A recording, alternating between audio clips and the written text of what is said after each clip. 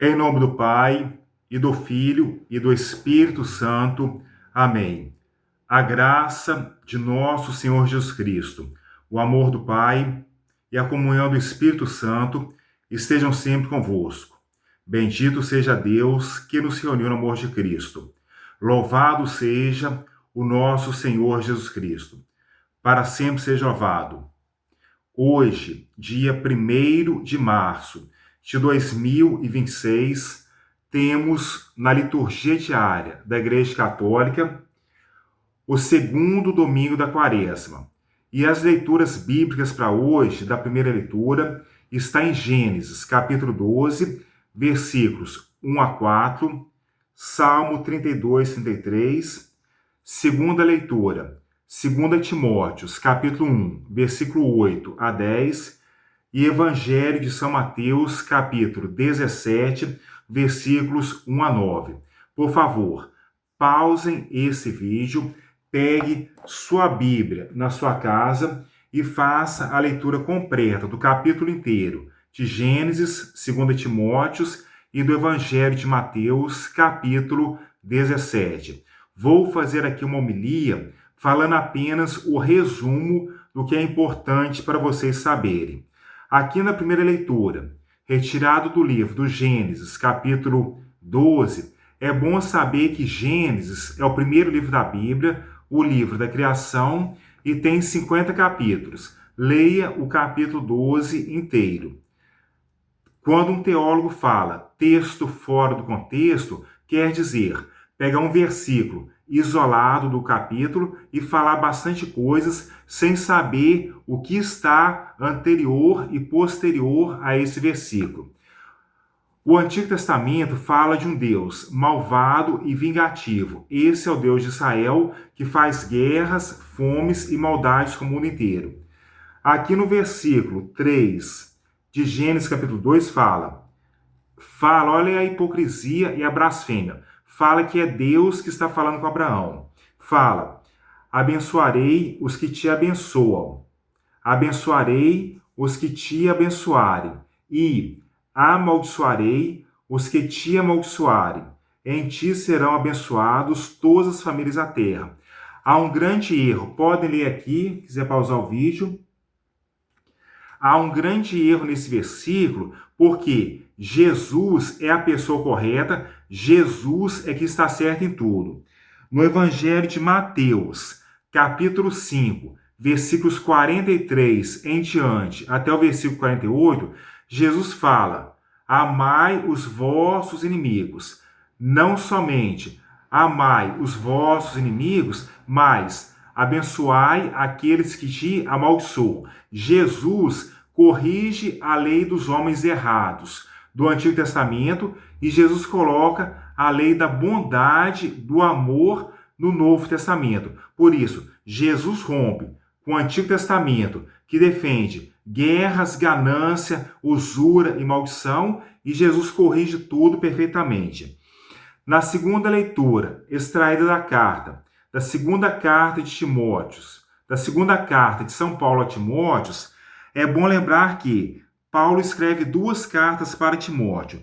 A primeira carta para Timóteo tem 6 capítulos e a segunda carta para Timóteo tem 4 capítulos. Leia tudo e veja as contradições que Paulo comete. Vamos só à parte mais importante. Aqui no versículo 9, Paulo de Tarso fala, Deus nos salvou e nos chamou com sua vocação santa, não devido às vossas obras, mas em virtude do seu desígnio e da sua graça. Pode parar aqui. Paulo comete um erro muito grande, porque Paulo fala que a salvação é pela graça. Se a salvação é pela graça, Deus faz loteria para com seus filhos. E loteria, qualquer tipo de jogo de azar, é uma coisa criminosa. Portanto, corrigindo Paulo, eu falo, a salvação é pelas obras de caridade com honestidade. Hipócritas fazem muita obra de caridade.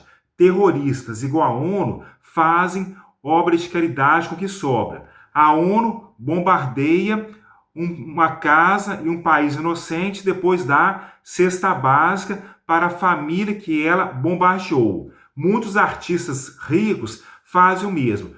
Sobra e dá caminhões e caminhões de cesta básica sem valor nenhum para a espiritualidade. Isso chama-se hipocrisia. Caridade é ajudar para salvar uma pessoa. Doar sua atenção com seus ouvidos, doar seu tempo e sua palavra, isso sim é caridade.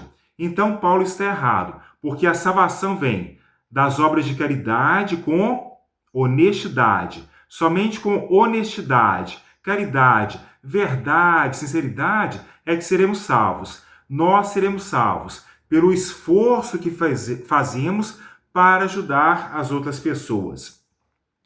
Vamos agora à parte mais importante, que é o Evangelho. O Antigo Testamento, em grandes partes, está errado. Temos alguns profetas certos que criticam as hierarquias de poder dos governantes. Temos profetas honestos e corruptos. Depende se ele defende o sistema de governo que está errado ou se ele critica o sistema de governo que está errado. Paulo também cai em contradição muitas vezes. Paulo fala que só pela fé é salvo. Claro que não. É pela bondade e honestidade e caridade que você é salvo.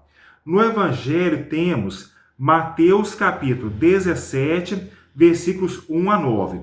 É bom lembrar que Mateus capítulo 17 tem 27 versículos. Muitos padres falam bonito, mas esquecem de dar uma teologia, uma catequese, falando o que é capítulo, o que é versículo. Capítulo é o número grande, versículo são os números pequenos. Cada capítulo tem uns de 20 a 50 versículos, pode variar, mas basicamente falta teologia, falta catequese nas igrejas católicas, evangélicas, todas as igrejas faltam conhecimento, teologia e verdade e muita leitura. Vamos agora. Naquele tempo, Jesus tomou consigo Pedro, Tiago e João, seu irmão, e os levou a um lugar alto. O que é transfiguração? Transfiguração é Jesus se iluminar com muita luz. Vou precisar falar aqui em teoria da conspiração para vocês entenderem. Segundo alguns teólogos, Jesus se iluminou com uma luz muito branca, profundamente branca, talvez porque ele teve a aparição de uma nave alienígena ou de anjos e iluminou totalmente Jesus. Suas roupas ficaram brancas, como a lavadeira nenhuma podia alvejar. Sua roupa ficou imensamente branca, sua luz brilhou. Talvez isso é uma manifestação para falar que Jesus recebeu intervenção de anjos ou de uma civilização alienígena muito avançada que deixou ele branco. A transfiguração também pode ser um lembrete que Jesus recorreu a uma energia muito superior, a uma força e uma tecnologia superior para ficar totalmente branco. E nisso é o que acontece com a transfiguração. Pedro ficou com medo dessa luz muito forte e Pedro ficou com medo de ser crucificado quando descesse da montanha. Pedro, segundo alguns teólogos, ficou com tanto medo de descer da montanha que falou: Jesus, vamos ficar aqui. Faremos uma tenda para ti, para Elias e para Moisés. Talvez Pedro ficou com medo de descer a montanha e, na sua covardia e no seu medo, queria ficar no alto da montanha. Tudo na teologia, tudo nas ciências, temos que fazer perguntas, perguntas e mais perguntas. Temos que questionar de tudo. Jesus falou: conhecereis a verdade e a verdade vos libertará. Mas conhecer a verdade é ler muito, estudar muito, fazer ciências, duvidar de tudo, questionar tudo e memorizar para aprender o que está na Bíblia, o que está em qualquer livro de ciências ou outras teologias, outras ciências. As sociedades secretas têm medo que a população leia, porque se a população leia, vai quebrar as hierarquias de poder que, ora, o Vaticano esconde, ora, o Banco do Vaticano esconde, ora que a Igreja esconde, omite, ora que todas as seitas escondem, omitem, hora que as empresas que visam lucro escondem para se manter no poder. Então, é basicamente isso o evangelho de hoje.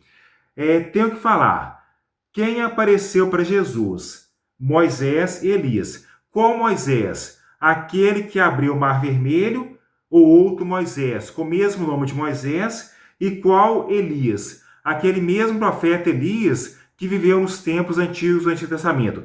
Qual Moisés? O mesmo que abriu o Mar Vermelho. Qual Elias? O mesmo que fez aquela profecia juntamente com os profetas do Antigo Testamento. Façam perguntas em tudo, leia tudo para memorizar. E só no final, até o versículo 27 do capítulo 17, vai falar outras coisas. Leia o capítulo inteiro, leia o Evangelho de Mateus inteiro, para se aprender e aperfeiçoar mais. E no final, Jesus conta.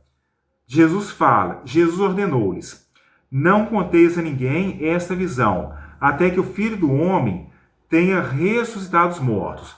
Ou Jesus não queria apavorar a população, ou Jesus queria fazer uma estratégia para não ser crucificado antes da hora.